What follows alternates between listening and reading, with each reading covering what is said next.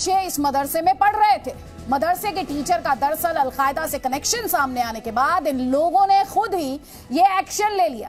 इन लोगों ने किसी सर्वे का या किसी सबूत का इंतजार नहीं किया है। आसाम के मुख्यमंत्री हेमंत बिस्व शर्मा ने कहा कि अब तक चारों मदरसे इसलिए गिराए गए, ध्यान से सुनेगा, क्योंकि इन सब का कहीं ना कहीं अलकायदा से कनेक्शन था। इन मदरसों का अलकायदा से इस तरह का कनेक्शन था कि अलकायदा के अड्डे थे। ये हेमंत बिस्व शर्मा ने कहा। उन्होंने ये भी कहा कि ये मदरसे बच्चों को पढ़ाने की बजाय अलगाव और आतंक के पाठ पढ़ा रहे थे, यानी बच्चों को आतंक की तालीम दी जा रही थी। ये कहा आसाम के सीएम ने। उन्हें विभाजन के सबक सिखाए जा रहे थे। लेकिन अब तक की तस्वीरों और अब तक के फैक्ट्स का मतलब ये नहीं निकाल लेना चाहिए कि सारे के सारे मदरसे ऐसा ही करते हैं, या फिर सभी मदरसों का आतंक से कनेक्शन है, या फिर सभी मदरसों में अलगाव की शिक्षा दी जाती है। ये आरोप इन 4 मदरसों तक सीमित हैं। हाँ, सवाल जरूर उठते हैं कि क्या ऐसे मदरसों की संख्या 4 ही है या फिर ये लिस्ट और लंबी हो सकती है। इसी पर ठोकेंगे ताल। कई खास मेहमान होंगे हमारे साथ, लेकिन उससे पहले रिपोर्ट देखिए आप।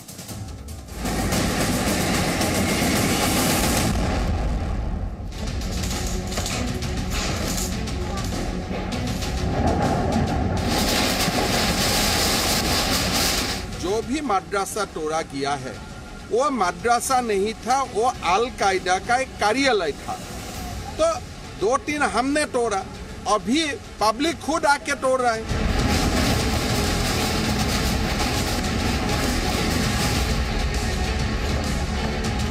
एड पे तो कोई सवाल नहीं, ऑडिट पे बवाल क्यों भाई? तो इसलिए जब उनको मदद सरकारें करती हैं, राज्यों की सरकारें या केंद्र सरकार, तो उस पर तो कोई सवाल नहीं करता।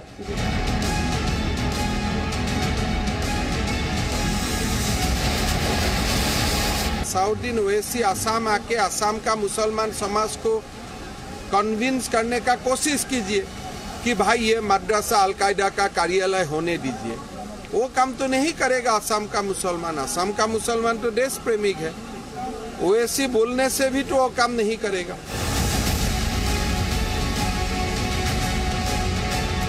ओवैसी को भी समझना चाहिए कि केवल एक तुष्टीकरण के लिए और हर बात पे एक नहीं करना चाहिए।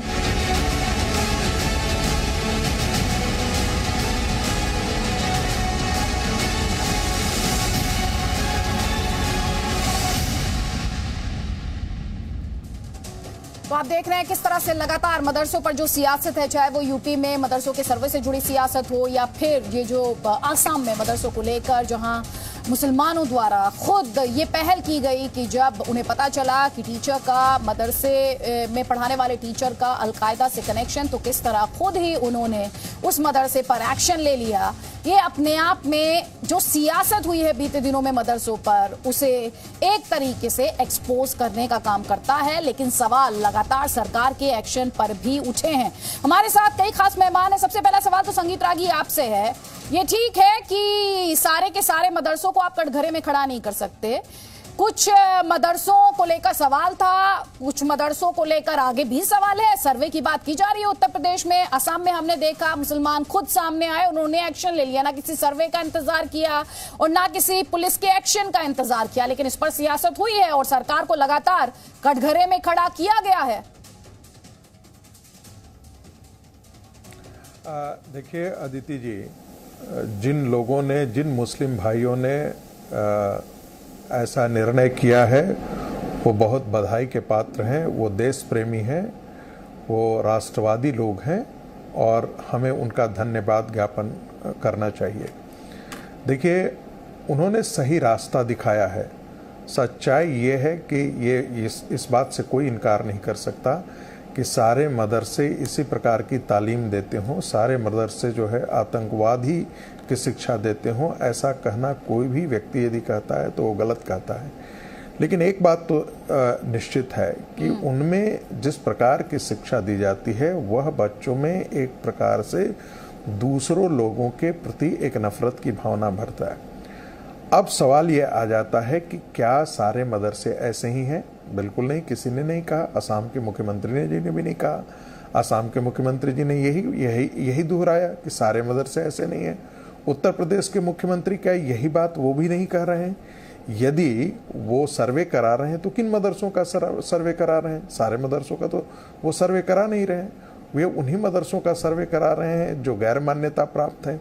और कहीं न कहीं इन दोनों सरकारों के पास ये इंटेलिजेंस इनपुट है कि PFI के लोग, हुजी के लोग, अलकायदा के लोग और जो अन्य मुस्लिम टेररिस्ट ऑर्गेनाइजेशंस हैं, इस्लामिक टेररिस्ट ऑर्गेनाइजेशंस हैं, इनकी बाहर से फंडिंग हो रही है।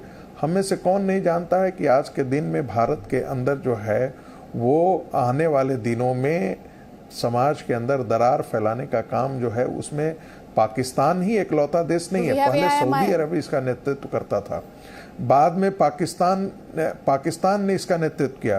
और आज के दिन में हम अच्छी तरीके से जानते हैं कि टर्की हमको कितना फंडिंग कर रही है इन सब चीजों को लेकर के। नहीं, लेकिन फिर उसके बाद उस कंसर्न को आप एड्रेस नहीं कर पा रहे ना। आप जिस जवाब में खुद ये कहते हैं कि सारे मदरसे ऐसी तालीम नहीं देते हैं, तो जो कंसर्न, जो चिंता, जो आशंका जाहिर की जा रही है, कहीं ना कहीं उसे एड्रेस करने में कहीं सरकार तो नाकाम नहीं रही है। तभी असदुद्दीन ओवैसी जैसे लोग जो है, नेता जो है, वो सियासत तो नहीं कर पा रहे। ये एक सवाल है जो सरकार को एड्रेस करना पड़ेगा। हमारे साथ मौलाना कौकब मुजतबा साहिब है। मौलाना साहब, ये आसाम में जो हुआ, जहां खुद ही एक्शन लिया वहां मुसलमानों ने, उन्होंने किसी का इंतजार नहीं किया, ये क्या कह रहा है? ये क्या मैसेज दे रहा है? जो बीते दिनों में सियासत हुई उसके लिए मैसेज है? ये जो आतंक की पैरवी करने वाले लोग हैं उनके लिए मैसेज है? ये किसके लिए मैसेज है? मैसेज ये उन लोगों के लिए है कि जो इस्लाम के नाम के ऊपर आतंकवाद फैलाते हैं और इंसानियत और मानवता को खत्म करना चाहते हैं। इसलिए कि रसूलुल्लाह, प्रॉफेट मोहम्मद या उनकी आल या उनके अज़वाज या उनके असहाब ने किसी को ये हुक्म नहीं दिया है तो वो इंसानियत और इस दुनिया को खत्म करने के लिए बम बनाए, बम मारे, गोलियां चलाए। अगर किसी भी मदरसे में या किसी भी कॉलेज में या किसी भी यूनिवर्सिटी में ऐसी शिक्षा दी जा रही है कि जिससे मानवता और उस मुल्क को नुकसान पहुंच रहा है, तो इसको फौरन बंद करना चाहिए। तो ये जो कदम उठाया गया है, क्या सियासत उससे सीखेगी? मेरा सवाल ये है। सियासत तो भारत में हर काम में होती है। जो जिसके खिलाफ है वो उसके खिलाफ बोलता है, फिर सियासत में ले जाता है। हकीकत तो कम है, सियासत ज्यादा है भारत। अगर सियासत न की जाती और हकीकत पे चला जाता तो जिन मदरसों में फंडिंग होती है, जो मदरसे गलत हैं, उनकी इंक्वायरी होकर उनको बंद किया जाता, और जो सही है उनको सर्टिफिकेट दिया जाता कि वो चलाएं। सही वालों के साथ भी खड़ा होना जरूरी है। सब पे इल्जाम लगा के मदरसों को बंद करना ये भी बहुत गलत बात है। ठीक है। और इस वक्त सैयद असीम वकार हमारे साथ है, तौसीफ अहमद खान।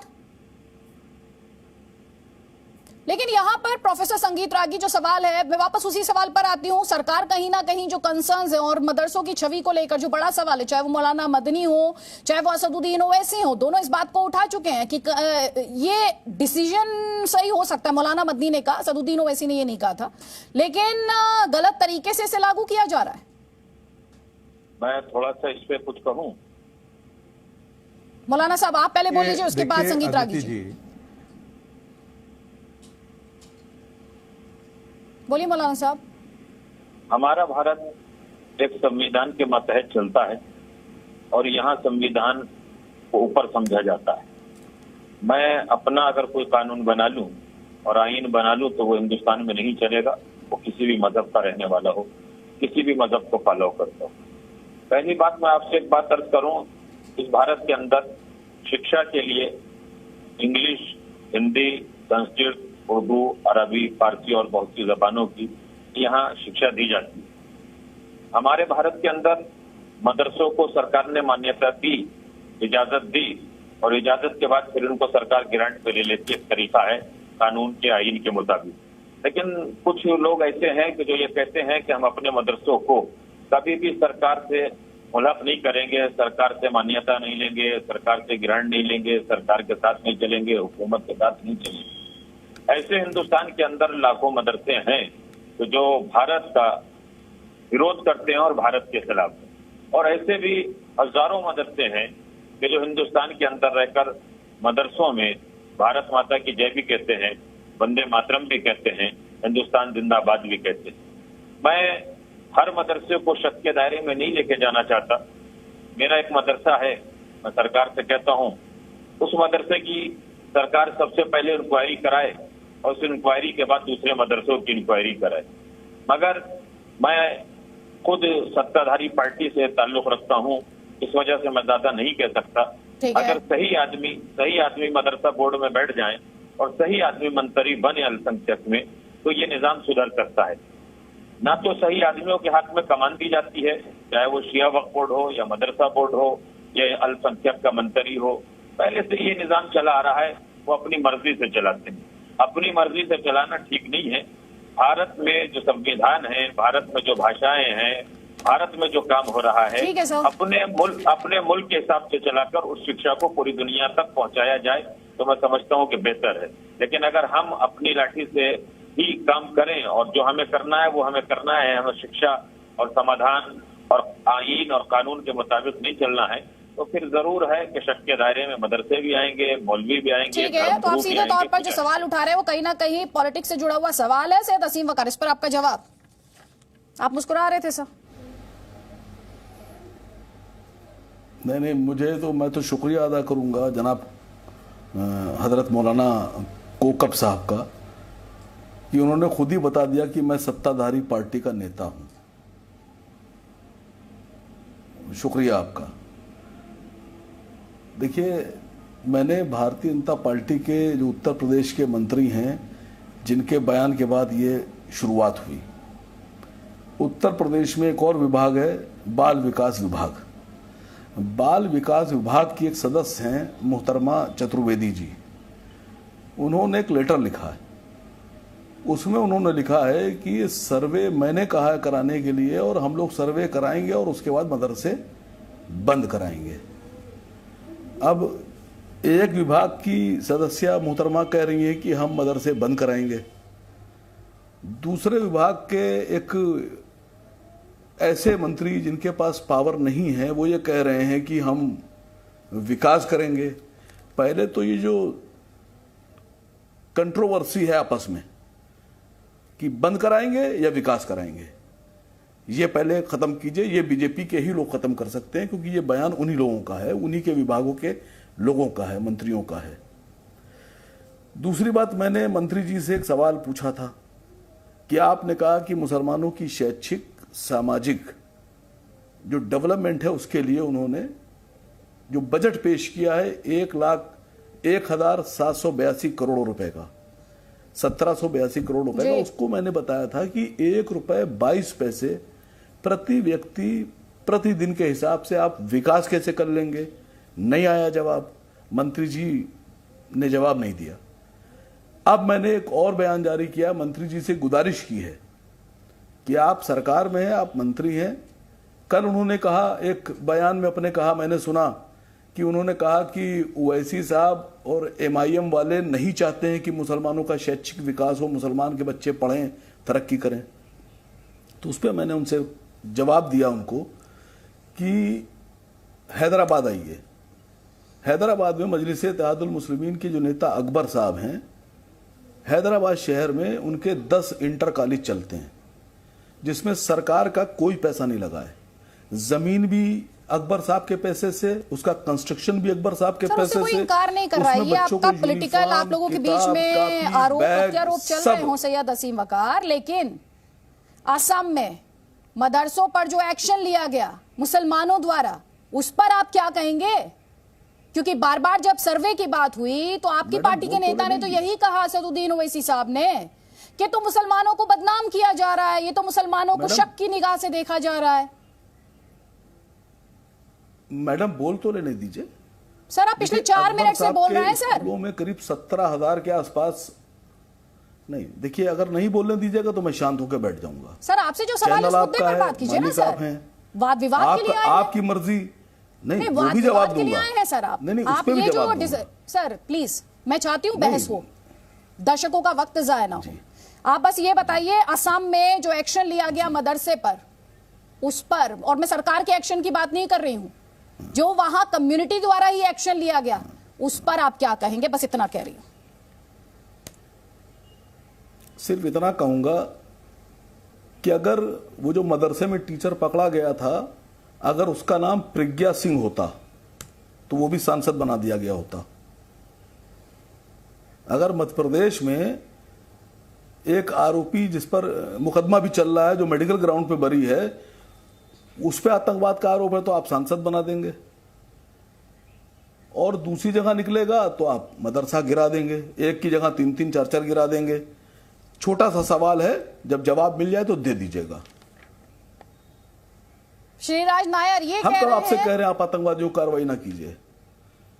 नहीं, खूब कार्रवाई कीजिए मैडम, लेकिन ये कैसे डिसाइड कर लिया आपने? कई बार ऐसा हुआ कि पुलिस ने पकड़ा, आतंकवादी बताया, जेल भेज दिया, 15 साल के बाद अदालत ने कहा कि कोई सबूत नहीं, नो एविडेंस। ये बाइज्जत सैयद हसीब अगर आपके सुनने में थोड़ी सी मुझे लग रहा है कहीं चूक हो गई सर। क्या होगा? नहीं, थोड़ी चूक हो गई सर। ये मदरसा, मैंने पहले ही कहा, सरकारी एक्शन की बात नहीं कर रही हूं मैं, कम्युनिटी के एक्शन की बात कर रही हूं। ये कम्युनिटी ने एक्शन लिया है सर, उस पर पूछ रही हूं आपसे, उस पर सवाल है मेरा। नहीं, कम्युनिटी एक्शन की बात आप जो कर रही हैं, मैं सुन रहा था, कई बार चैनलों में बैठते हैं। सुनिए मैडम, बोलने नहीं दे रहे हैं आप। देखिए, ये बैठे हैं संगीत रागी साहब, ये प्रोफेसर हैं। आप मोदी जी हों, योगी जी हों, शर्मा जी हों, वर्मा जी हों, सिंह साहब हों, पंडित जी हों, बीजेपी में सब कहते हैं कि नहीं, हम किसी को अलग नहीं समझते, सबका विकास। दिल्ली में जामिया जो यूनिवर्सिटी है, इसका जो बायो साइंस विभाग है, इसमें पिछले 1 साल से लिफ्ट खराब है।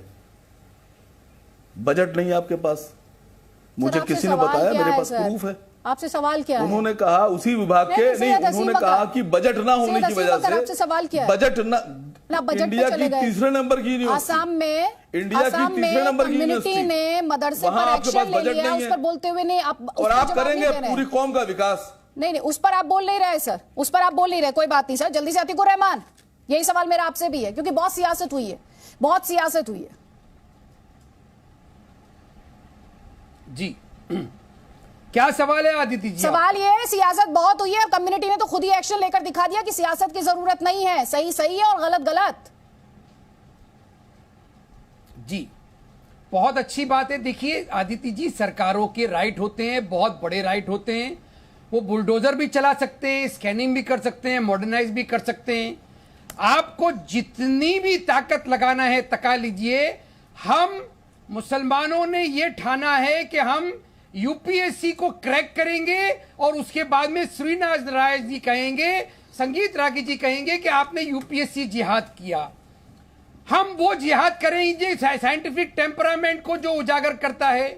हम वो जिहाद के लिए तैयार हैं जो डेमोक्रेसी बचाएगा, तिरंगे के उसको बचाएगा, उसकी इज्जत को बचाएगा। हमने वो जिहाद का ऐलान किया है जो किसी सूरत में भी भारत की तरक्की के लिए जितने फोर्सेस आड़े आ रहे हैं उन सबको हराएगा। ये हम जिहाद का नारा लेकर बैठे हैं। हमारी कम्युनिटी के बच्चे, हमारे कम्युनिटी के लीडर्स और मदरसों वालों को मेरा एक ही उनसे आह्वान है कि अपने दरवाजे खोल दीजिए।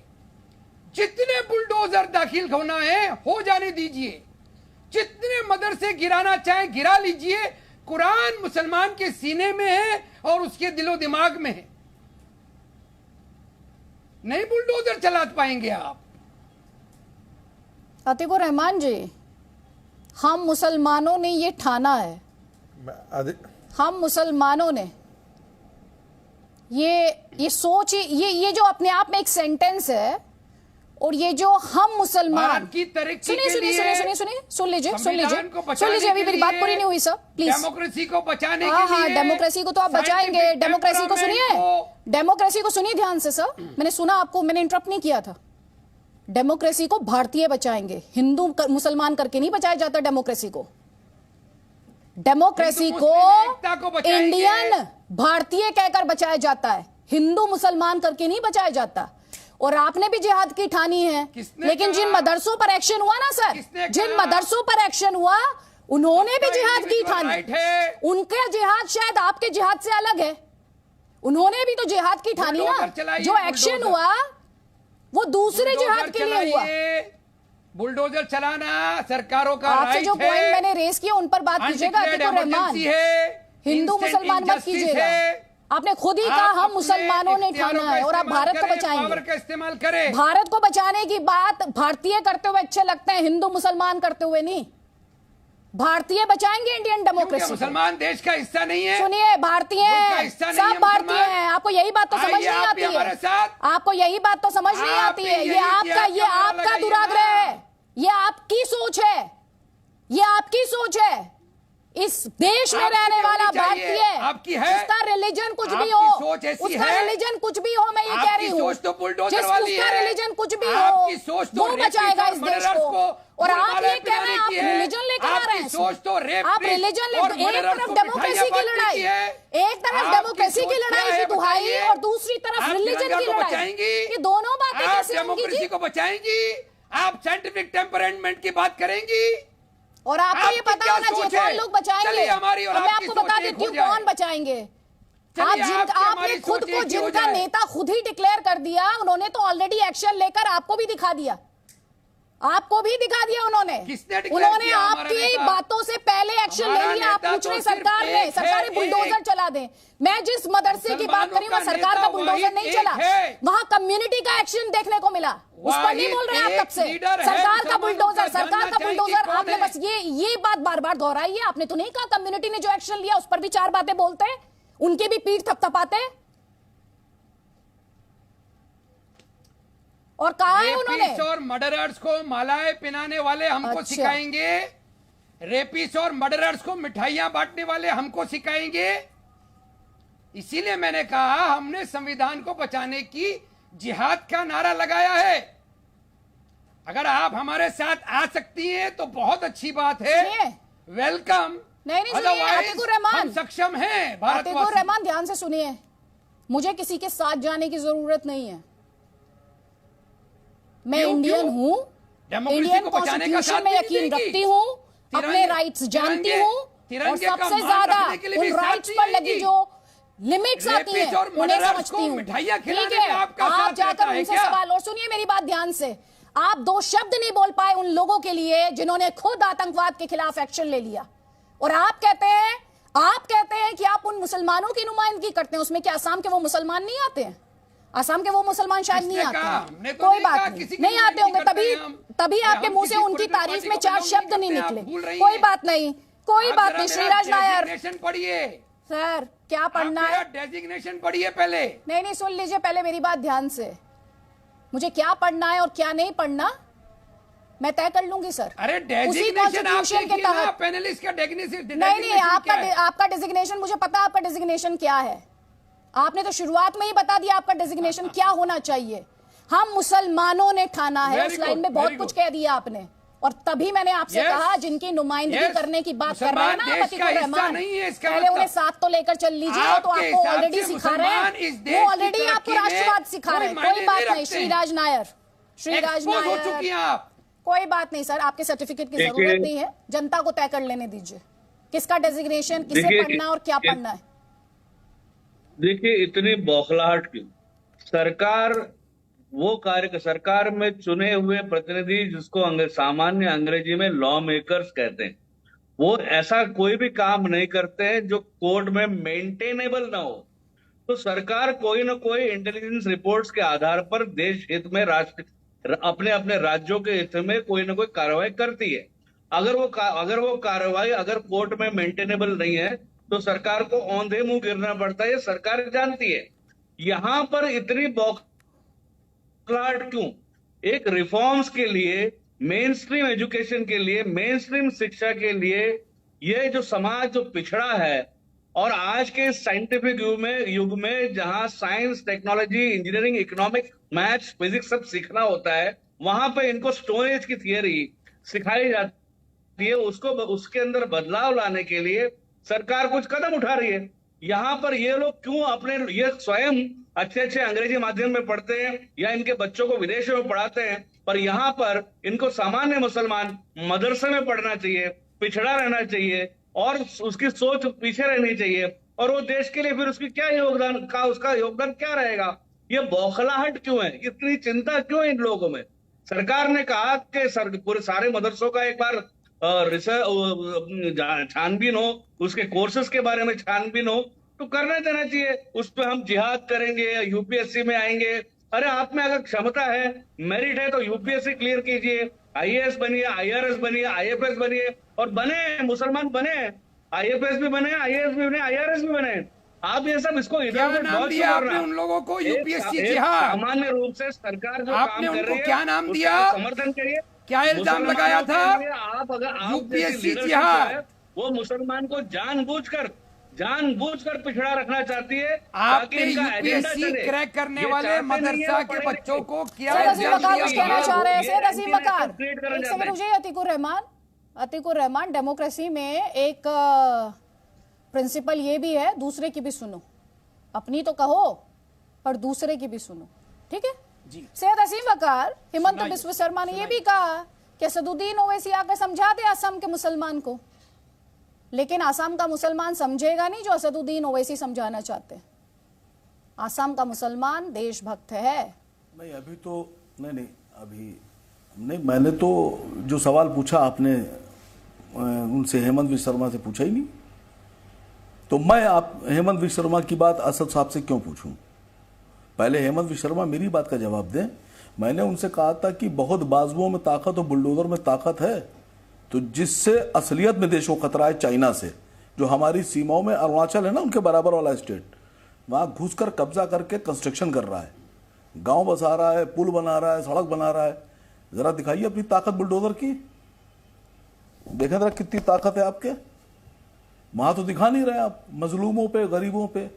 अभी ये श्रीराज नायर साहब बोल रहे थे, बहुत फिक्र है इनको, आईएएस, आईएफएस, आईआरएस। थोड़ा सा प्रिंसिपल्स की बात करते हैं। सुनिए सुन तो रही हूं सर, आपने एक पॉइंट रखा है ना मैडम। सर, एक मिनट, नायर साहब ने देखिए बहुत अच्छी बात कही। एक सेकंड मैडम, नायर थोड़ा सा तथ्यों पे तो बात कर लें। आप ही से बात कर रही हूँ, आप ही को फ्लोर दूंगी। हेमंत बिस्व शर्मा को कॉन्स्टिट्यूशन अलाउ करता है कि वो अपने पड़ोसी स्टेट में जाकर कोई भी एक्शन ले लें? ये अलाउ करता है कॉन्स्टिट्यूशन? आपने जो चैलेंज उनके सामने अभी रखा है, मैं थोड़ा सा उसे तथ्यों के आधार पर समझना चाह रही हूँ। टीवी में तो बड़ी बड़ी बातें, यलगार, ललकार, चुनौती, ठीक है, लेकिन क्योंकि मैं तथ्यों पर और ग्राउंड रियलिटी पर बात करती हूँ, कर सकते हैं हेमंत बिस्व शर्मा दूसरे राज्य में जाकर? ये है उनको परमिशन? नहीं, यही इन्हीं के नेता डेटा लेकर के घूमते हैं। अगर इनका डेटा सुनिए, सही है तो सुनिए, एक सेकंड, हमें सुन ही रही हूँ सर। तथ्य पे बात कीजिए, समा बांधना छोड़िए, तथ्य पर बात कीजिए, बस ये कह रही हूँ।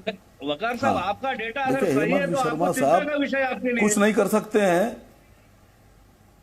अरे सुनिए सर, आपको भी जवाब दे रहा हूँ नायर साहब, अभी आपको भी दे रहा हूँ, बढ़िया जवाब दे रहा हूँ, बढ़िया बात आपने कही।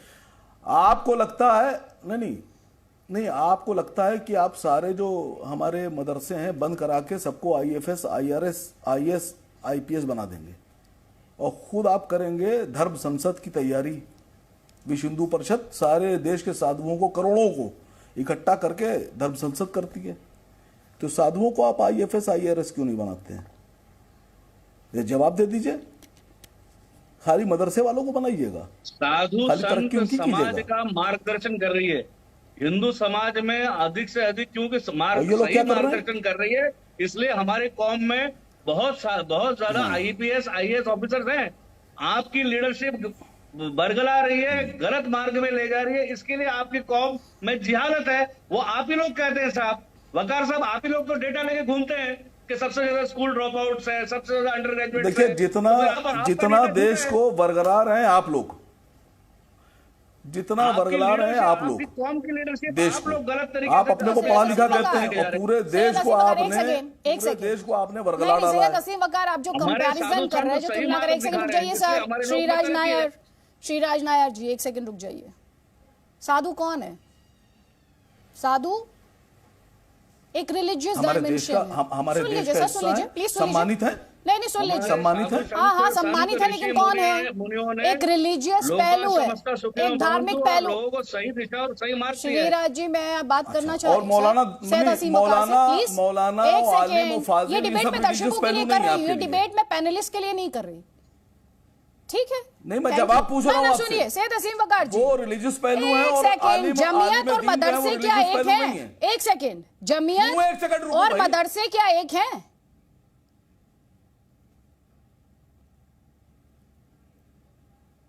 देखिए, जिसको साधु बनना है वो साधु बनेगा, मैं जिसको आपसे क्या मौलाना सवाल बनना है पूछ वो रही मौलाना हूँ, बनेगा, जमीयत जिसको आलिम और बनना है वो मदरसे आलिम क्या बनेगा। एक हैं? ये व्यक्ति की आजादी है, उसको जो बनना है बनने दीजिए। और मदरसे, मैं तो आपके चैनल पे बोल रहा हूँ, मैंने बयान जारी किया। सुनिए मैडम, मैं आपसे पूछ रही हूँ क्या जमीयत और मदरसे एक मैडम, हैं? आप बोलती बहुत है, सुनती नहीं है। नहीं, मैं सुनती हूँ सर, तभी आपसे काउंटर क्वेश्चन कर पाती हूँ। मैंने जमीयत बयान और जारी मदरसे किया क्या है। एक हैं? मैंने बयान जारी किया है, आप कुछ नहीं करती। अरे आप डिबेट में रहिए ना, आप डिबेट में रहिए इसके अलावा कुछ नहीं आप आता डिबेट में रहिए, कोई बात नहीं, आपके सर्टिफिकेट की जरूरत नहीं है, डिबेट देखने वाले तय कर लेंगे किसे कितना आता है। जमीयत और मदरसे एक है? अच्छा, मुझे जवाब देने दीजिए। अरे मुझे जवाब तो देने दीजिए। मैं आपके चैनल पे कह रहा हूं खुलकर कि मैं अपने देश के उन तमाम गरीब हिंदू भाइयों से कह रहा हूं कि अपने बच्चों को आप मदरसे में तालीम हासिल करने भेजिए, दुनियावी तालीम, अच्छी पढ़ाई होती है। मदरसे से आईएएस आईपीएस भी निकलते हैं। ये मेरे सवाल का जवाब है। अभी आप साधुओं को ले आए थे बीच में, आप निकालिए। अभी आप साधुओं को बना रहे थे आईएएस आईएफएस, फिर चले साधुओं को ले आए, फिर मैंने आपसे पूछा जमीयत और मदरसे एक है, अभी तक जवाब नहीं दिया आपने। अब आपने फिर से गोल पोस्ट चेंज किया, कोई बात नहीं। तौसीफ अहमद खान, इनमें से तो किसी ने जवाब नहीं दिया। उम्मीद है आप तो देंगे, आप तो कम से कम आसाम में जो कम्युनिटी ने एक्शन लिया उनकी शान में 2 शब्द तो जरूर कहेंगे तौसीफ अहमद खान, मुझे इस बात का पूरा भरोसा है। नहीं, देखिए अदिति जी, हम इस दौर में रह रहे हैं जहां तारीख के साथ, हिस्ट्री के साथ बहुत छेड़छाड़ किया जाता है, जहां पे बताया जाता है कि लाल किला को शाहजहां ने नहीं, चोला डायनेस्टी ने बनाया, ताजमहल जो है वो तेजो महालया है। ऐसी दौर से हम गुजर रहे हैं। लेकिन देखिए, ये मदरसों के खिलाफ जो बातें बोली जाती है, जो लोग बोलते हैं, या तो उन्हें तारीख, हिस्ट्री नहीं मालूम है, या तो फिर वो धर्म के नाम पे इतने अंधे हैं कि वो जानबूझकर एक नफरत फैलाते हैं। मैं आपको एग्जाम्पल के तौर पे बताता हूँ। मौलाना मोहम्मद अली जौहर, मौलाना अहमद मदनी, हकीम अजमल खान, उबैदुल्ला सिंधी, हसरत मोहानी, अताउल्ला खान बख्श, ये तो सिर्फ कुछ नाम मैंने आपको गिनाए। तो उस वक्त में चला था आज़ादी के जद्दोजहद में, ये सारे लोग हैं जिन्होंने आज़ादी के लिए लड़ा है। आप रेशमी रुमाल तहरीक बोलिए, आपके दर्शकों को वो पढ़ें। आप यहाँ पे वीएचपी के स्पोक्स पर्सन बैठे हुए हैं, अशोक शिंदे, जो कि विश्व हिंदू परिषद का अशोक शिंदे जो कि आरएसएस का प्रचारक है, उसने कोर्ट में ऑन रिकॉर्ड कहा है कि आरएसएस और वीएचपी के ट्रेनिंग कैंप में बम बनाने की ट्रेनिंग दी जाती है, उसने भी ट्रेनिंग लिया था। इसके ऊपर में क्या एक्शन लिया? क्या इसके ऊपर में वीएचपी का क्या टिप्पणी है कि क्या अगर कोई ऐसी एलिमेंट है जो कि टेररिस्ट का ट्रेनिंग देती है वीएचपी शाखा में, मदरसों को लेकर एक्शन होना चाहिए कि नहीं होना चाहिए? बिल्कुल एक्शन होना चाहिए। जो भी कानून के खिलाफ हो, जरूर एक्शन होना चाहिए। इस बार पे तो कोई, इसमें तो कोई कंफ्यूजन नहीं है। सुनिए मेरी बात, सुनिए, सवाल आप भूल गए। मैं आपसे ये पूछ, सावरकर पर चले गए, सुन तो लीजिए। ग्वालपाड़ा के मुसलमानों के बारे में तो 2 शब्द कह दीजिए। सुनिए ध्यान से, मदरसों के कंट्रीब्यूशन को लेकर कोई सवाल नहीं उठा रहा है कोई। आजादी के लड़ाई में तौसीफ अहमद खान, मैं खुद ही कह रही हूँ, मदरसों के योगदान को कौन क्वेश्चन कर रहा है? आजादी में, आजादी की लड़ाई में आप खुद ही सफाई दे रहे हैं। किसी ने पूछा क्या? किसी ने कहा क्या? किसी ने सवाल खड़ा किया क्या? नहीं किया। आपसे सुनिए, आपसे सवाल क्या है? सुनिए, जो ग्वालपाड़ा के मुसलमान हैं, जब वक्त मिलता है तो मुझे तो तौसीफ अहमद खान, सच्चाई तो एक तस्वीर में आपको दिखा रही हूँ मैं। ग्वालपाड़ा के मुसलमानों के बारे में आपकी क्या राय है? अब इन्हें आरएसएस का एजेंट मत बता दीजिएगा, और अगर बताइएगा इन्हें तो कम से कम लॉजिक जरूर दे दीजिएगा। ग्वालपाड़ा से जो तस्वीरें आई हैं, इन पर आपकी राय चाह रही हूँ। कोई रोल नहीं आजादी की लड़ाई में। वीएचपी एक टेररिस्ट ऑर्गेनाइजेशन है, बोलना पड़ेगा। राइट्स में उनके लोग शामिल रहते हैं, बोलना पड़ेगा। क्योंकि आज माहौल कैसा हो गया है, जो सच को झूठ बनाया जाता है। आज माहौल ऐसा हो गया है कि हिस्ट्री को मैं आजादी की लड़ाई में किसका कितना योगदान है, मैं इस पर डिबेट नहीं कर रही हूँ। ठीक करना पड़ेगा। मदरसे से कौन कौन से महापुरुष निकले, इस पर किसी को कोई संदेह नहीं है। ये जो ग्वालपाड़ा की कम्युनिटी ने मदरसे को खुद ही गिरा दिया, उस पर आपकी क्या राय है? मैं तब से इस सवाल का जवाब जानना चाह रही हूँ। मैं तो यही कह रहा हूं कि अगर कहीं पे कोई इलीगल एलिमेंट्स मिलते हैं और उनके खिलाफ सोसाइटी एक्शन ले रही है, मैं कह रहा हूं कि वीएचपी ने क्या एक्शन लिया, आरएसएस ने क्या एक्शन लिया। अशोक सिंडे ने ऑन रिकॉर्ड कहा है कि बॉम्ब बनाने की नहीं, क्या कहा आपने ग्वालपाड़ा की कम्युनिटी के लिए, क्या कहा आपने? मैंने मिस कर दिया, तो मुझे बताइए जरा एक बार फिर से। ये जो ग्वालपाड़ा में कम्युनिटी ने एक्शन लिया है, इस पर आपने क्या कहा? मैडम, आप तो जैसे बातों को रिपीट कर रही है, तो अजीब बात है। मैं तो आपको जवाब बहुत दे रहा अजीब बात है। मैडम फिर से वही सवाल पूछ मैं पूछूंगी सवाल, जब तक सवाल का जवाब नहीं मिलेगा, मैं पूछ रहा हूं, जब तक सवाल का जवाब नहीं मिलेगा तब तक मैडम रिपीट ही करती रहेगी। वैसे मेरा नाम अदिति त्यागी है। टेररिस्ट कैंप ऑर्गेनाइज करती है विश्व हिंदू परिषद और आरएसएस, उसके खिलाफ क्या एक्शन लिया गया? अच्छा, पूछिए आपके ये ग्वालपाड़ा के मुसलमानों से आप कहना चाह रहे हैं? ये आप ग्वालपाड़ा के मुसलमानों ने मदरसे को जो ध्वस्त किया उस पर उन्हें आप कह रहे हैं ये बात? उनकी तारीफ में आप ये शब्द लेकर आए हैं? तारीफ में इतनी कंजूसी, तारीफ में इतनी कंजूसी इससे पहले मैंने नहीं देखी। किसी की तारीफ में इतनी कंजूसी इससे पहले नहीं देखी भाई, आज ताल ठोक के मैं ये भी देखी। चलिए, सवाल पूछ रहे थे ना श्रीराज नायर से, जवाब लीजिए अब उनका। लेकिन दो शब्द कह देते अगर ग्वालपाड़ा के मुसलमानों के लिए, और वो ताल ठोक के देख रहे होंगे तो उन्हें भी अच्छा लगता, पर सोच रहे होंगे कि सियासत कितनी स्वार्थी है, सियासत कैसे वोट बैंक में बंधी है, देखकर आज मायूस जरूर हो रहे होंगे। कोई बात नहीं। श्रीराज नायर। अदिति जी, मैं गारंटी के साथ बोलता हूं, तौसीफ अहमद खान मदरसा प्रोडक्ट नहीं है। उनकी शक्ल और उनकी भाषा ये खुलेआम बताती है कि वो पॉलिश व्यक्ति हैं। खुद मदरसे में नहीं पढ़ेंगे ये लोग, अच्छे अच्छे स्कूलों में पढ़ेंगे, अब्रॉड विदेशों में पढ़ेंगे, और बाकी गरीब मुसलमान को ये लोग जाहिल बनाए रखना चाहते हैं। ये प्रॉब्लम है। रही बात मैं मदरसा का प्रोडक्ट बीएचपी कैंप में क्या चल रहा है क्या नहीं चल रहा है, उसके लिए देश के अंदर एक बहुत अच्छा जुडिशियल सिस्टम है, जिसने कसाब, अफजल गुरु और याकूब मेमन तक को ट्रायल का मौका दिया है। तो यहाँ पर अगर कोई भी तंजीम, कोई भी ऑर्गेनाइजेशन अगर गलत करी है तो इस देश की जुडिशियल सिस्टम उसका संज्ञान लेगी। इन्हें चिंता करने की आवश्यकता नहीं है। बाकी यहाँ नेशनल टीवी बैठ करके कुछ भी झूठ बोलेंगे, किसी भी व्यक्ति को नैरेटिव के लिए पैसे देकर के खड़ा करेंगे, तो इस देश में चलने वाला नहीं है। एक भी चैनल ने यह स्टोरी नहीं चलाई, न इनके अपने लेफ्टिस्ट चैनलों में भी नहीं चलाई। तो ये झूठ और फरेब में कब तक चलता रहेगा? इनकी दुकान चलने वाली नहीं है। लोगों के अंदर समझदारी है और लोग समझते हैं वास्तविकता क्या है। ये डरते क्यों है? इतनी सारी बौखलाहट क्यों है? मदरसा में रिफॉर्म्स लाने के लिए बात चल रही है और ये बौखलाहट है। इनको क्या डर है? ठीक है, जवाब दीजिए तौसीफ अहमद खान। छुपाना है इनको? ठीक, जवाब दीजिए उनसे। अदिति जी, एक्शन तो लिया गया असम में मदरसा में, जो आप बता रही हैं। कोर्ट एक्शन नहीं बल्कि कम्युनिटी एक्शन, जिसकी आप चाहती है कि तारीफ की जाए, बहुत अच्छी बात है, एक वेलकम स्टेप है। और हमने पूछा कि वीएचपी के बारे में कि और आरएसएस के बारे में क्यों। अरे ये देश के अंदर जुडिशियल सिस्टम है, पुलिस है भाई साहब। एक सेकेंड बात करिए। ये बता रहे कि मीडिया ने स्टोरी को नहीं चलाया। भाई मीडिया तो आपने तो डरा के रखा, हमने तो देखा है कि क्या पोजीशन में हम लोग खड़े हैं। मैं आपसे सीधी से सवाल पूछता हूँ कि जब एक व्यक्ति कोर्ट में जा करके एफिडेविट में कह रहा है अशोक सिंडे उसका नाम है, वो कह रहे हैं कि हाँ उसने ट्रेनिंग रिसीव किया, ट्रेनिंग दिया जाता है, तो आपने क्या एक्शन लिया? आप तो वीएचपी, आपके खिलाफ इल्जाम लग रही है, आप विश्व हिंदू परिषद के प्रवक्ता है, विश्व हिंदू परिषद के खिलाफ इल्जाम लग रहा है, बाकायदा कोर्ट में एफिडेविट में लिख के। आपने क्या एक्शन लिया? अगर आप कहते हैं वो झूठ बोल रहा तो आपने क्या एक्शन लिया? और अगर आप जानते हैं कि ये सच है तो फिर आपने उसका क्या एक्शन लिया? आपने कोई एक्शन लिया? ठीक है, संगीत रागी तो सरकार है, संगीत रागी का कुछ बिगाड़ नहीं सकता। और संगीत रागी, ठीक है, जवाब लीजिए ना हमारे साथ। नहीं, ठीक है, जवाब लीजिए संगीत रागी।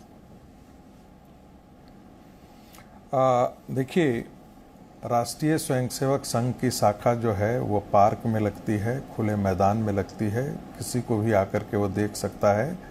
और यदि राष्ट्रीय स्वयंसेवक संघ यदि गलत काम करती है तो उसके खिलाफ भी कानूनी कार्रवाई होगी। ये राजशेखर जी ने कहा, उन्होंने बिल्कुल सही फरमाया है। दूसरी बात, इस पैनल पर बैठे हुए दो मुस्लिम भाई बंधु, वकार जी बहुत पढ़े लिखे व्यक्ति हैं, बड़ा संतुलित बात करते हैं, लेकिन हैरानी की बात हो रही है कि जब मुस्लिम समाज का एक हिस्सा कह रहा है, एक्सेप्ट कर रहा है कि जो हमारे मदरसे हैं अलकायदा के ऑफिस में तबलीग परिवर्तित हो चुके हैं और उनके खिलाफ ऐसे मदरसों को हमने ढा दिया है, तो उसके समर्थन में भी ये नहीं खड़े हो रहे हैं। कहना तो इन्हें ये चाहिए था कि इस प्रकार के जो अन्य मदरसे हैं उनको भी तोड़ना चाहिए और ये मुस्लिम समाज को खुद ही इस दिशा में सार्थक कदम उठाना चाहिए। रही बात मदरसों के परसेप्शन के लिए, तो एक बात मैं कहना चाहूँगा और दूसरी बात एक जिहाद के लिए, भगवान के लिए आप जिहाद की बात मत कीजिए, क्योंकि जिहाद और जब आप काफिर बात करते हैं, इन दो चीज़ों की परिभाषा हो सकता है कि आपके लिए बहुत सही हो, लेकिन भारत के 1000 साल का इतिहास ये है कि काफिर कह के लाखों हिंदुओं को कत्लेआम किया गया है और जिहाद की बात कह करके हमारे जो देवताओं के मंदिर हैं वो तोड़े गए हैं, उनके मूर्तियों को तोड़े, उनका कोई अपराध नहीं था। लेकिन चूंकि बुत परस्ती आपके खिलाफ, आप उस बुत परस्ती के खिलाफ हैं और इस्लाम के शुरू से ही रहा है, इसलिए आपने हमारे उन मंदिरों को भी तोड़ा है। तो कृपया जिहाद और काफिर की परिभाषा मत ही कीजिए, इस प्रकार का आह्वान मत कीजिए, ये समाज में गलत मैसेज देता है। तीसरा, ठीक है, पहले काउंटर ले लीजिए अतीकुर रहमान, काउंटर ले लीजिए बस 10 सेकंड 10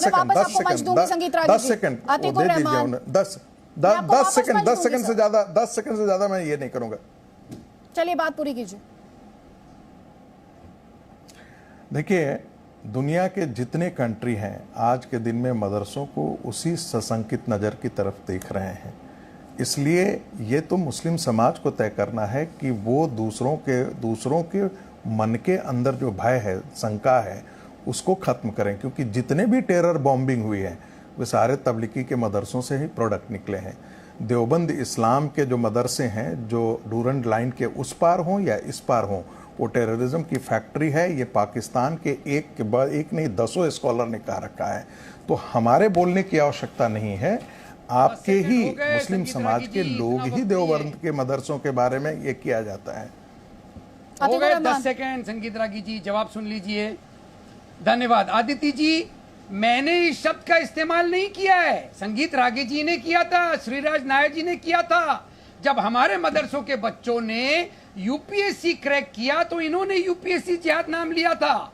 और जिहाद को आप इतना नेगेटिवली क्यों हमेशा लेते हैं? नहीं कहा है। जिहाद का मतलब है स्ट्रगल, क्योंकि जिहाद के नाम पर यही नेगेटिव हुआ है पूरी दुनिया में। मैंने आपको जिहाद के नाम पर यही दुनिया में हुआ है, इसलिए लोगों को नेगेटिव लेता है। जहां पर आप देश की उन्नति करें, साइंटिफिक टेम्परामेंट लाएं। जिहाद का मतलब है आप अच्छाई भलाई की तरफ बढ़ें, तबलीगी भी यही कहते हैं, जैसे मोहम्मद भी यही कहते हैं, अर्जुन ने, हिजबुल मुजाहिदीन भी वही कहता है, सीख ली थी, लश्कर तैयबा भी यही कहता है, ये सारे टेररिस्ट ऑर्गेनाइजेशंस भी यही करते हैं। उनको ही समझा दीजिएगा। आदित्य जी, इसका मतलब है ये सही बात को आपके दर्शकों के सामने लाना नहीं चाहते। श्री कृष्ण ने क्या कहा था अर्जुन से, उस जिहाद की मैं बात कर रहा हूं।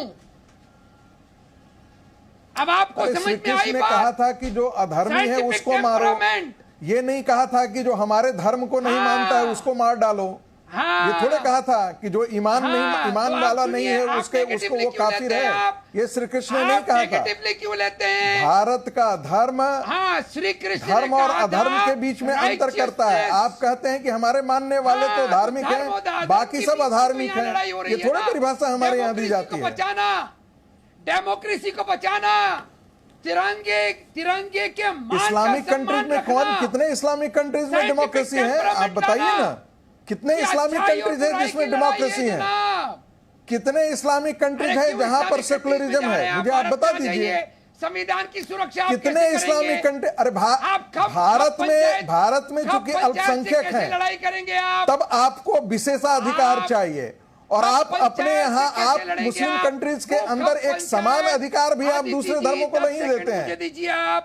आप पूछिए ऐसा क्यों होता है? What makes other Islamic countries not to give even equal rights to other religious denominators? संगीत रागी जी, इनको 10 सेकंड पूछिएगा सवाल अपनी आत्मा से। इंटरप्ट मत कीजिएगा, बिल्कुल इंटरप्ट मत कीजिएगा संगीत रागी जी। हम भारत के निवासी, भारत के संविधान की बात करेंगे आदित्य जी। 10 चलिए, सेकंड। अच्छी बात है, मुसलमान से आगे बढ़ गए आप, मुझे खुशी है इस बात की। पिछले Thank you. 25 मिनट में आपने इतनी प्रोग्रेस की। Thank you. Thank you. 10 second ले लूं मैं? सर, आपको बोलने के लिए ही टाइम दिया है सर। Thank you. राजस्थान के अंदर 5 सितंबर को एक महिला को चेस्टिटी वर्जिनिटी टेस्ट के लिए कंपेल किया गया। 10 लाख का जुर्माना लगाया गया खप पंचायत ने। इस खप पंचायत का सर्वे होना चाहिए या नहीं? इस खप पंचायत के खिलाफ आप साइंटिफिक टेम्परामेंट के लिए कब काम करेंगे? संगीत रागी जी, श्रीराज नायर जी, क्या मदरसों के और मौलाना को ही आप सिर्फ साइंटिफिक टेम्परामेंट सिखाएंगे या खप पंचायत कभी मुर्दाबाद करेंगे? और ये आज की बात नहीं है आदित्य जी, रोजाना ये खप राजस्थान में किसकी सरकार है? अतीकुर रहमान, लोगों को बाध्य करती रहती है। अतीकुर रहमान, राजस्थान में किसकी सरकार है? सरकारों का सवाल नहीं है, तो आप पूछ रहे हैं, मुर्दाबाद कहने बोलिए इनको। आप हम कहते हैं पूछ रहे हैं, आपसे जो सवाल है सरकार अपने बच्चों को भाई, जिसकी अकाउंटेबिलिटी होगी उस पर बात करेंगे ना सर। आप जिसकी अकाउंटेबिलिटी होगी आप उस पर बात करेंगे। एज अ सिटीजन तो you can ask me that question and we can discuss this, लेकिन किसी की तो अकाउंटेबिलिटी होगी ना। अगर हम डिबेट में आए हैं तो अकाउंटेबिलिटी की भी बात करेंगे, पावर से सवाल की भी बात करेंगे, सवाल करेंगे ना। आप ये कह रहे नहीं, इससे कोई फर्क नहीं पड़ता कि किसकी सरकार है। कैसे फर्क नहीं पड़ता? कानून व्यवस्था किसके पास है? उत्तर प्रदेश सरकार ने अगर ये फैसला लिया तो वहां जिसकी सरकार है वो जवाब दे रहा है आपको, उसे जवाब देना होगा, उसे जवाब देना होगा। सर, कम से कम जब तुलना कर रहे हैं, जब एग्जाम्पल उठा रहे हैं, तो कम से कम उनके जो तथ्य हैं उन पर भी तो बात कीजिए। आप तो ऐसे थोड़ी ऐसे बात होगी कि तथ्यों से दूर बात होने लगेगी। सर, आप रूढ़िवादी सोच को कवरिंग फायर दीजिए। सर, आपके कहने से आपके निजी हमलों से मैं डरती नहीं हूँ सर। आपको अगर तथ्यों पर एक्सपोज करने लगे तो आप मॉडरेटर को कटघरे में खड़ा करते हैं। आप कटघरे में खड़ा करते हैं मॉडरेटर को, वो मेरी दिक्कत नहीं है। ग्वालपाड़ा की तस्वीरों पर बोलते हुए आपको डर लग रहा था। जितने पैनलिस्ट हैं सिर्फ तौसीफ अहमद खान थे जो फाइनली बार बार सवाल पूछने के बाद 4 सेंटेंस बोल पाए उनकी शान में। और आप यहां पर बता रहे हैं, समाज सुधार की बात कर रहे हैं। जिस समाज ने करके दिखा दिया उसकी शान में आप 4 लाइनें नहीं बोल पाए थे अतीकुर रहमान जी, और आप रूढ़िवादी सोच की बात कर रहे हैं यहां पर। कम से कम ये हिपोक्रेसी नहीं होनी चाहिए ना। मौलाना को कब मुर्दाबाद बोलने बोलिए ना। कोई बात नहीं, अब आप अपनी बारी में बोलिए ना सर। आपके 10 सेकंड बहुत देर पहले पूरे हो गए थे। कोई बात नहीं मौलाना साहब, दिखा दिया, क्या कर सकते हैं मौलाना साहब। जी, आपने एक सवाल किया था, भाई बीच में ना बोलिएगा, मैं खामोश बैठा था। आपने एक सवाल किया था जमीयत और मदरसे, जमीयत और मदरसे में क्या फर्क है, जमीयत और मदरसा क्या है। जमीयत भारत के अंदर, अगर जमीयतुल उलमाए हिंद की बात आप कर रही हैं तो ये मदनी खानदान की है, और मदरसे जो हैं वो अलग-अलग संगठनों के, सोसाइटियों के, ट्रस्टों के। जमीयत के भी मदरसे होंगे, ऐसा नहीं है, लेकिन जमीयत और मदरसों में इतना ही फर्क है कि जितना गुरुकुल और वीएसपी में है और आरएसएस में। मदरसों में आतंकवाद की शिक्षा नहीं दी जाती है, जहां दी जाती है उसको पहले ही सरकार को बंद करना चाहिए, इसलिए कि आज 16,000 से ज्यादा मदरसे उत्तर प्रदेश में मान्यता प्राप्त हैं, और 558 मदरसे वो हैं कि जिन्हें सरकार उनके टीचरों को फुल सैलरी देती है। 5 साल आपके पिछले गुजर गए, हमारे पिछले गुजर गए। कितने मदरसों में गलत पाया गया ये आज तक अभी तक पता नहीं चला है, उनको बंद क्यों नहीं किया है। गुरुकुल में पैदा होने वाला धर्मगुरु बनता है, मदरसे में पैदा होने वाला भी धर्मगुरु बनता है। अब उसके ऊपर है कि वो कहीं आतंकवादी बन जाए या मदरसे में आके आतंकवाद फैलाने लगे, तो उसका जाती मसला है। सारे मदरसों को कहना बिल्कुल गलत। जमीयत की बात आप लेके आई थी, अभी 2 साल पहले जब कोरोना शुरू हुआ तो मरकज को बताया गया आतंकवाद का सबसे बड़ा अड्डा है। मेरा मरकज से कोई ताल्लुक नहीं था, ना मैं कभी मरकज गया हूँ, और चलते चलते वो आतंकवाद का अड्डा था, और एक रात में 2 बजे वो आतंकवाद से शराफत का, अमन का, शांति का, पैगाम देने लगा और उसको आज तक नहीं ढाया, कोई बुलडोजर नहीं चला है। मेरा ये आपसे सवाल है। दूसरी बात यह कि आप जमीयत की बार बार बात कर रही हैं। मैंने एक जुमला कहा था कि मैं किसी सरकार से वाबस्ता हूं, किसी पार्टी से वाबस्ता हूं, इस भारत का नागरिक हूं, वंदे मातरम कहता हूं, भारत माता की जय कहता हूं, राम जन्म भूमि को 1,100,000 रुपए बड़ी आस्था और अकीदे के साथ मैंने समर्पित किए, मैं मदरसा चलाता हूं। सारी कठिनाइयां इस मुल्क के अंदर आती हैं, लेकिन समझ में ही नहीं आता, बार बार जमीयत जमीयत जमीयत। जमीयत के हेड, जमीयत के मालिक मौलाना महमूद मदनी को सरकार में एक बहुत महत्वपूर्ण पद पे बिठाया जाता है कि वो हिंदुस्तान के अंदर जितने फिसाद होते हैं उस कमेटी के सदस्य बनाया गया। मैं आपसे पूछना चाहता हूं कि मौलाना महमूद मदनी किस दिन से भारतीय जनता पार्टी के थे, किस दिन से सरकार के थे और किस दिन से आप बुरा कह रही? तो ये बुरा कहना, गलत कहना, जो गलत है उसे गलत कहो, समझे? ये मैं आगे बात ना बढ़ाइए ताकि बात आगे। मैं आरएसएस को अच्छे तरीके से देखता हूँ, आरएसएस में बड़ा अमन है। मैं विश्व हिंदू परिषद को भी मैंने करीब से देखा है, बहुत अमन और शांति की बात होती है। मैंने बीजेपी में भी हूँ और मुस्लिम राष्ट्रीय मंच में राष्ट्रीय संयोजक भी रहा, मैं सारे पदों पर रहा सरकार में। लेकिन ये नीचे से जो आज ये बातें उठ के आती हैं, अरे भाई जो मदरसे मान्यता प्राप्त नहीं है उनको आप बंद कर दीजिए, वो गलत चल रहे हैं। जो कॉलेज है उनको भी बंद कर दीजिए। खाली मदरसे ही नहीं चल रहे हैं, बहुत कॉलेज भी ऐसे चल रहे हैं कि जिनके पास मान्यता नहीं है, जहाँ फीस ज्यादा ली जाती है, जहाँ ड्रेस के नाम पे पैसा लिया जाता है, जहाँ बच्चों से गाड़ी के नाम के ऊपर पैसा लिया जाता है, जहाँ कोर्स के ऊपर कमीशन लिया जाता है। एक चीज नहीं है, बहुत सी चीजें हैं, इसमें बहुत बड़े सुधार की जरूरत है। और मैं आपसे आखिरी बात कह रहा हूँ, भारत के अंदर अल्पसंख्यक मंत्रालय में ऐसे सही और अच्छे आदमी को मंत्री बना के बिठाइए, फ्री में सरकार बिठाती है, जीत के नहीं आता है। अभी तक भाजपा में सेंटर में मंत्री बना अल्पसंख्यक थे, यूपी में बने, कहीं से विधायक और एमएलसी नहीं बने थे, फोकट में उनको एमएलसी बना के मंत्री पद दिया गया। उनकी जिम्मेदारी थी कि मदरसों को 5 साल में चेक करते, जो गलत थे चले जाते, पता नहीं कहां से क्या निजाम हो रहा है। आज मैंने आपको सुनी, आपके चैनल पे मैंने भारत माता वंदे मातरम की, मदरसे के बच्चों की, मौलवियों की, धर्म गुरुओं की, मुसलमानों की क्लिप भेजी, आपने एक नहीं चलाई, सारी आप महमूद मदनी की चला रही है, उन लोगों की जमीयत की चला रही है। तो मेरा आपसे मौलाना साहब आपने मेरे सवाल को गलत कॉन्टेक्स्ट में लिया है। एक सेकंड सर, एक सेकंड सुनिए मौलाना साहब। मेरा सवाल जब था कि जमीयत और मदरसे एक हैं क्या, तो वो सैयद असीम वकार से था, क्योंकि बार बार वो साधुओं को इसमें लेकर आ रहे थे। तो साधुओं का धार्मिक डायमेंशन है भाई, इसीलिए मैंने उनसे सवाल पूछा क्या मदरसों की तुलना जमीयत से की जा सकती है?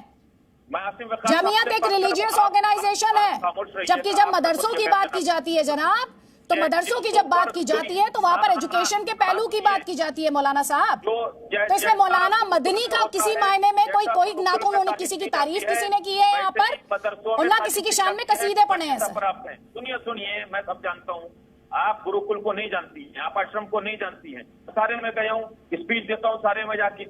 आप मुझसे भगवत गीता के बारे में पूछिए, मैं आरएसएस के दफ्तर में गया हूँ, कितनी मरतब गया, विश्व हिंदू परिषद वालों के यहाँ जाता हूँ। आप ये इस तरीके के बयानात न दिलवाइए। मेरा कहना ये है, अमन सर पैनलिस्ट अपनी बात रखने के लिए फ्री है सर, मैं उन्हें नहीं बता सकती उन्हें क्या बोलना है मौलाना साहब, उन्हें क्या बोलना है, जैसे आपको क्या बोलना है मैंने आपको नहीं बताया, ऐसे ही ना मैं पैनलिस्ट को बताती हूँ उन्हें क्या बोलना है। और सैयद असीम वकार अब लगातार मुस्कुरा रहे हैं, अब उन्हें हंसी आ रही है, अब उन्हें लगातार हंसी आ रही है। पैनलिस्ट क्या बोलेंगे सर ये मैं तय नहीं कर सकती, क्योंकि ये डिबेट का मंच है सर, ये वाद विवाद का मंच है, ये वाद विवाद का मंच है, और यहाँ पर सबको अपनी बात रखने की पूरी आजादी है सर। आपको शायद इस बात को लेकर शिकायत है कि मौलाना मदनी को उनको इस तरह से ट्रीट किया जाता है सर। मौलाना मदनी के शान में ना किसी ने कसीदे पढ़े हैं यहाँ पर, ना उनका क्रिटिसिज्म किया गया है सर। बहुत साफ कर दूं, मैं बहुत साफ कर दूं, एक उनका एक स्टेटमेंट है उस पर बात हुई है सर। लेकिन सैयद असीम वकार लगातार मुस्कुरा रहे हैं, उनकी हंसी की भी वजह मैं पूछ लेती हूँ यहाँ पर। सैयद असीम वकार बात कहने नहीं देती, आप असीम वकार की बात में जवाब देंगे, पहले बात करते दीजिए। मौलाना साहब आपने काफी देर अपनी बात रखी है, मैं वापस आपको मंच दे दूंगी। कहा मैंने आपसे सर, पहले आप सुन तो लीजिए, दूसरे पैनलिस्ट की भी बात सुन लीजिए सर। आपके मुंह में दूसरे की जबान बोले, आप नहीं बुलवा सकते जबान, सच को सच कहने दीजिए। सर किसने कहा कि आप सच को सच ना बोलिए सर? आप किस बात को लेकर आक्रोशित और उत्तेजित हो रहे हैं? आप परेशान हो गई सच बयान? नहीं सर, मुझे किसी से परेशानी नहीं होती सर, मुझे किसी से परेशानी नहीं होती। आप सच बोलिए। मैंने पहले ही स्पष्ट किया, पैनलिस्ट की राय निजी राय होती है, चैनल उसे एंडोर्स नहीं करता।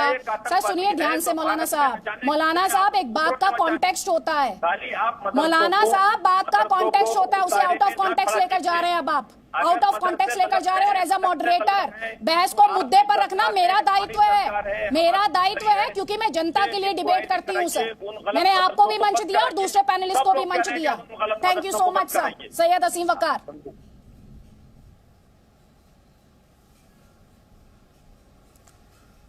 देखिए, मैं मुस्कुरा इसलिए रहा था कि जब से तौसीफ ने बोला, मैं तब से खाली यही सोच रहा हूं कि अशोक शिंदे पे आप क्या बोलेंगी। अच्छा, थोड़ा सा यही कह दीजिए अशोक शिंदे गलत बोल रहे हैं, बोल दीजिए एक बार, टीवी बोल दीजिए, चलिए कह दीजिए एक बार आप कि अशोक शिंदे झूठे हैं, उन्होंने जो अदालत में लगाया है पेपर वो सब गलत है, बोलिए एक बार। सैयद असीम वकार, आपके इस समा बांधने वाले चैलेंज के लिए डिबेट नहीं है, ठीक है सर? और दूसरी बात, तथ्यों पर आप रहते नहीं हैं आप। हाँ, इसमें आप हंसिए, कॉमेडी आप ही को करनी है सर, इस शो में कॉमेडी आप ही को करनी है, खूब हंसिए, अपने ऊपर हंस लीजिए। अच्छा सुनिए, आपको ये पता नहीं कि आसाम के सीएम कहाँ एक्शन ले सकते हैं और कहाँ एक्शन नहीं ले सकते, और आप यहाँ ज्ञान की गंगा बहाते रहिए, ज्ञान की गंगा बहाते रहिए। ये समा बांधने वाले चैलेंज से आगे बढ़िए और जरा मुद्दे पर आ जाइए। और मुद्दा ये, आप सवाल सुन लीजिए ध्यान से।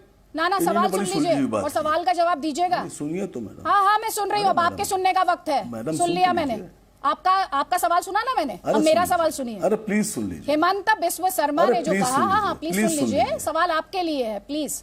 हेमंत बिस्व शर्मा ने कहा कि असदुद्दीन ओवैसी आकर आसाम के मुसलमान को पढ़ाकर दिखाएं जो वो पढ़ाना चाहते हैं, उस पर जवाब दीजिए। देखिए, शिवराज नायर साहब ने और संगीत रागी साहब ने अभी बहुत तारीफ की थी। अभी 2017 में एक ब्लास्ट हुआ था अजमेर, नहीं 2006 में, समझौता वाला। तो समझौता में कौन फंसा था, कौन कौन से नाम थे? और अजमेर में एक ब्लास्ट हुआ था, उसमें जो आरोपी थे उनका नाम था देवेंद्र गुप्ता, भावेश पटेल, सुनील जोशी। ये तीनों आरएसएस के प्रचारक थे और ये तीनों आरएसएस के रजिस्टर्ड प्रचारक थे, जिनमें से भावेश पटेल और देवेंद्र गुप्ता को आजीवन कारावास हुआ है बम लगाने, बनाने और फोड़ने में और लोगों की हत्याओं में। और सुनील जोशी कुछ ज्यादा जानते थे, उनके पास कुछ ज्यादा जानकारियां थी, तो उनकी हत्या हो गई, उनको गोली मार दी गई। अब समझिए आप। और शिवराज नायर साहब बता रहे थे अभी कि ऐसा कुछ नहीं है। अब अगर हम ये कहने लगे साहब कि इन तीनों की वजह से जितने कार्यालय देश में सब गिरा दीजिए, वो तो रजिस्टर्ड प्रचारक थे, तो हम ये कह दें कि साहब पूरे देश के कार्यालय गिरा दीजिए, सब गिराइए, लगाइए बुलडोजर, तो साहब ये किसके साथ इंसाफ होगा? आप या तो फिर आप बोलिए कि अगर एक मदरसा गिर रहा है तो सब गिरना चाहिए, फिर भाई ये भी तो आतंकवादी थे और इनको तो साबित हो गया, दो को आजीवन कारावास हो गया। मदरसे गिर गए हैं, सारे मदरसे गिरा दिए। इनके बारे में क्या कहिएगा? ये जिससे जुड़े हैं संस्था से, नहीं ये जिस संस्था से जुड़े हैं, नेता का गिरना चाहिए नहीं गिरना चाहिए? ना नेता का बयान दिखाइए जिसने कहा सारे मदरसे गिरा दीजिए, नेता का बयान दिखाइए। किस्सा कहानियां सुनाकर डिबेट डिरेल नहीं होगी। मैं भी नहीं कह रहा हूँ, किससे कहानियों से डिबेट डिरेल नहीं होगी। से लेकर मैं सुनती हूँ, किसकी सरकार? सुनिए नहीं बोलती हूँ, सुनती हूँ। आप ये उस नेता का बयान दिखाइए जिसने कहा सब मदरसे गिरा दीजिए, दिखाइए नेता का बयान दिखाइए जिसने कहा सारे मदरसे गिरा दीजिए, बताइए। अशोक शिंदे से आप नहीं, अशोक शिंदे का विरोध कर दीजिए आप। सुनिए ध्यान से, जो आरएसएस प्रचारक ने, एक बार में आपको बात समझ नहीं आई अभी। आसाम के सीएम को कह रहे थे जाके राज्य में एक्शन लीजिए, करिए, विरोध कीजिए। नहीं सुनिए, अब ध्यान से सुनिएगा, ध्यान से, बहुत ध्यान से। आपको साबित करने के लिए नहीं आती मैं, आप मेरी अदालत नहीं। एक सेकेंड सैयद असीम वकार, आप कोई अदालत नहीं है जहां मैं पेशी के लिए आती हूँ। मैं जिस अदालत में पेशी के लिए आती हूँ वो जनता। अगर आप अपडेटेड नहीं है ना तो एक रिपोर्ट देखिए, आपके ज्ञान चक्षु थोड़ा सा खुलेंगे सुनिए, अभी 2 ये घंटे रिपोर्ट बाद जनता दिखाइए सही इनको, करेगी पहले सब। इन्हें रिपोर्ट दिखाई, इनको टॉपिक नहीं पता, शायद 45 मिनट बीत गए, इनको टॉपिक नहीं समझ आया। रिपोर्ट दिखाइए इनको जल्दी से। असम में मंगलवार 6 सितंबर को एक और मदरसा गिरा दिया गया। अब तक असम में 4 मदरसे ढहाए जा चुके हैं। इनमें सबसे पहले बोंगाई गांव, बारपेटा, मोरी गांव और अब ग्वालपाड़ा में मदरसा ढहाया गया है। लेकिन इस बार इस मदरसे को सरकार ने नहीं बल्कि ग्वालपाड़ा की अल्पसंख्यक जनता ने गिरा दिया। ये तस्वीरें उसी के दौरान की हैं। स्थानीय लोगों को इस मदरसे में अलकायदा से जुड़ी आतंकी गतिविधियों की जानकारी मिली थी, जिसके बाद खुद अल्पसंख्यक समाज सामने आया और उसने आतंक की इस नई फेहरिस्त को ध्वस्त कर दिया। जाहिर है राज्य में मदरसे को गिराए जाने को लेकर हेमंता सरकार पहले से ही मुस्लिम समाज के नुमाइंदों के निशाने पर है। ऐसे में इस बार हेमंता बिस्वा शर्मा सामने आए और उन्होंने बड़ा खुलासा करते हुए कहा कि राज्य में अब तक जितने भी मदरसे गिराए गए हैं वो सब के सब अलकायदा के अड्डे थे और उन्होंने सिर्फ मदरसों का चोला ओढ़ रखा था। जो भी मदरसा तोड़ा गया है वो मदरसा नहीं था, वो अल कायदा का एक कार्यालय था। असम के मदरसों को लेकर हेमंता हमेशा से असदुद्दीन ओवैसी के निशाने पर रहे हैं। इस बार स्थानीय लोगों ने जब मदरसा गिराया तो असम के सीएम ने ओवैसी को एक नया चैलेंज दे दिया। असदुद्दीन ओवैसी असम आके असम का मुसलमान समाज को कन्विंस करने का कोशिश कीजिए कि भाई ये मदरसा अलकायदा का कार्यालय होने दीजिए। वो काम तो नहीं करेगा असम का मुसलमान। असम का मुसलमान तो देश प्रेमिक है। तो सैयद असीम वकार, मुझे पूरी उम्मीद है आपने रिपोर्ट देख ली होगी, सुन ली होगी सर। तो कहाँ कहा हेमंत बिस्वा शर्मा ने कि सारे मदरसे गिरा दीजिए? कहाँ कहा उन्होंने? आपको ये कहाँ से पता चला? नहीं, मेरे पास एक रिपोर्ट है। सुनिए, मेरे पास एक रिपोर्ट है और वो रिपोर्ट ये कहती है कि हेमंत बिस्वा शर्मा पर पीडब्ल्यूडी घोटाला था। और जब अमित शाह साहब से एक सवाल पूछा गया तो उन्होंने कहा मैं नहीं बोलूंगा इस पर। फिर दाएं बाएं हो गए आप। मैं ये पूछ रही हूँ, हेमंत बिस्वा शर्मा ने कहा सारे मदरसे गिरा दिए जाएंगे, मैं ये सवाल पूछ रही हूँ। नहीं, मैं ये पूछ रहा हूँ कि पीडब्ल्यूडी घोटाला करने वाला, पीडब्ल्यूडी घोटाला, इतना बड़ा घोटाला करने वाला मुख्यमंत्री बन सकता है? अच्छा, आपसे सवाल है मेरा, नहीं जवाब दीजिए आप। सुनिए ध्यान से, ये सवाल पूछिए जनता से, जनता से सवाल पूछिए, ये असम की जनता से, ठीक है? नहीं तो आप जनता नहीं जनता से पूछिए, आपसे जो सवाल है उसका जवाब दीजिए। हेमंत बिस्वा शर्मा ने कहा कि सारे मदरसे गिरा दिए जाएंगे। मेरा सवाल आपसे ये है। नहीं, मैं पूछ रहा हूं कि पीडब्ल्यूडी घोटाला करने वाला मुख्यमंत्री बीजेपी में कैसे बन गया? आप ये सवाल का जवाब दीजिए। हेमंत बिस्वा शर्मा ने, मैं चाहती हूँ आज जनता देखे और सुने, ये जो दाएं बाएं बातें की जाती हैं, समा बांधे जाते हैं, ये तथ्यों से कितना दूर होते हैं। बस इतना बता दीजिए मुझे, हेमंत बिस्वा शर्मा का वो बयान जहां उन्होंने सारे मदरसे गिराने की बात कही हो, बस ये मैं आपसे जानना चाहती हूँ। आखिरी सवाल है मेरा, इस सवाल का जवाब जरूर देकर जाइए सैयद असीम वकार। देखिए बिल्कुल देके जाऊंगा और मैं भी बहुत तड़प रहा हूं ये जानने के लिए कि घोटाले पे आपकी क्या प्रक्रिया है। सैयद असीम वकार, हेमंत बिस्वा शर्मा ने कहा सारे मदरसे गिरा दिए जाएंगे या मुख्यमंत्री बनना चाहिए? सारे मदरसे गिरा दिए जाएंगे, हेमंत बिस्वा शर्मा ने मैं जानकारी ले रहा हूँ। घोटाले वाले मुख्यमंत्री बनना चाहिए, जेल जाना चाहिए? जवाब नहीं है। आप फंस गए जनाब, वकार जी के पास सैयद जवाब असीम नहीं वकार फंस गए आज आप फिर से। और वैसे साहब देख रहे होंगे तो फिर कह रहे होंगे अदिति त्यागी के शो में बिना होमवर्क चले गए, फिर बिना होमवर्क करे चले गए, यही कह रहे होंगे वैसे साहब। One last time Syed Asim वकार, हेमंत बिस्वा शर्मा ने कहा सारे मदरसे गिरा दिए जाएंगे। नहीं, मैंने आपसे कहा ना कि आपकी हिम्मत ही नहीं पड़ रही है हेमंत बिस्वा शर्मा बोलने की। तो वीडियो आप अपने को पत्रकार कहती हैं। अगर एक बीजेपी कार्यकर्ता ना बोले तो मैं मानता हूँ। नहीं सुनिए, मैं सवाल जो पूछी उसका जवाब दीजिए। मैं दाएं बाएं नहीं चाहती, मुझे पता है मेरा सवाल का जवाब, मैं उसके लिए सवाल बोले सवाल के जवाब के लिए हेमंत बिस्वा शर्मा ने कहा मदरसे गिरा दिए जाएंगे, सारे मदरसे गिरा दिए जाएंगे। कह रहा हूँ अगर बीजेपी का वर्कर फंस गए हेमंत सर आप। शर्मा के घोटाले पे चुप्पी साध जाए ये देखिए, तो मैं उसकी हेमंत दर्द बिस्व समझ सकता हूँ, तकलीफ को समझ सकता जनता हूँ। ने चुना। ये सैयद असीम लेकिन वकार हैं आप- जो पहले ये कहते हैं हेमंत बिस्व शर्मा को अरुणाचल प्रदेश में घुस जाना चाहिए और वहां बुलडोजर चला देना चाहिए, जो पहले दावा करते हैं और फिर जब फंस जाते हैं तो गोल पोस्ट चेंज कर लेते हैं, बल्कि कहना चाहिए मैदान ही छोड़ देते हैं। आप सभी मेहमानों का बहुत बहुत शुक्रिया। हम जल्द लौट रहे हैं, खबरें जा रही हैं यहाँ पर हमारे साथ।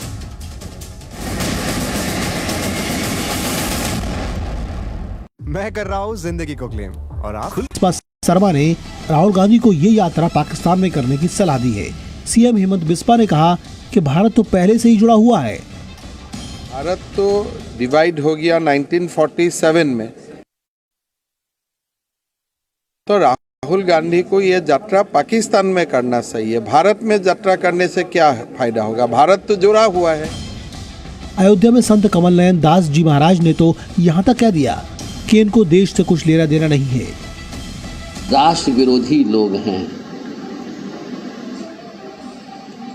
ये सबके सब। इनसे राष्ट्र से न सोनिया गांधी का जन्म भारत में हुआ, न राहुल गांधी का जन्म हुआ, न क्या नाम, क्या है नाम है इसका, प्रियंका। इन सबका जन्म भारत में। देश से कोई मतलब नहीं इन लोगों से है। राहुल गांधी की यात्रा उन राज्यों से होकर गुजरेगी जिनमें विधानसभा चुनाव होने वाले हैं। इनमें मध्य प्रदेश भी है, जहां पिछली बार सरकार बनने के बाद कांग्रेस के हाथ से कुर्सी चली गई थी। कन्याकुमारी से शुरू हो रही इस यात्रा से पहले राहुल गांधी ने मध्य प्रदेश के उज्जैन में महाकाल के दर्शन किए और नर्मदा में डुबकी भी लगाई। इसे लेकर भी सियासत तेज हो गई है। मध्य प्रदेश के गृह मंत्री नरोत्तम मिश्रा ने राहुल गांधी को इच्छाधारी हिंदू कह दिया है। चुनावी हिंदू है वो, इच्छाधारी हिंदू है। जैसे ही चुनाव आता है वो ये सब करने लगते हैं। भारत जोड़ो यात्रा से पहले देश की सबसे पुरानी पार्टी के सामने मुश्किलें भी बढ़ी हैं। पार्टी के कई सीनियर नेता अध्यक्ष पद के चुनाव और पार्टी में हो रही अनदेखी को लेकर नाराज हैं और कई तो पार्टी से इस्तीफा भी दे चुके हैं। ऐसे में भारत जोड़ो यात्रा के जरिए पार्टी की ये कोशिश भी होगी कि किसी तरह नाराज नेताओं को एकजुट किया जाए। यही नहीं, लगातार 2 आम चुनावों में खराब प्रदर्शन के बाद कार्यकर्ताओं के कॉन्फिडेंस को हाई करना भी पार्टी के लिए एक चुनौती ही है। ऐसे में ये भी कह सकते हैं कि भारत जोड़ो के बहाने पार्टी खुद को भी जोड़ने की कोशिश करेगी। ब्यूरो रिपोर्ट, जी मीडिया। और कई खास मेहमान इस वक्त हमारे साथ चर्चा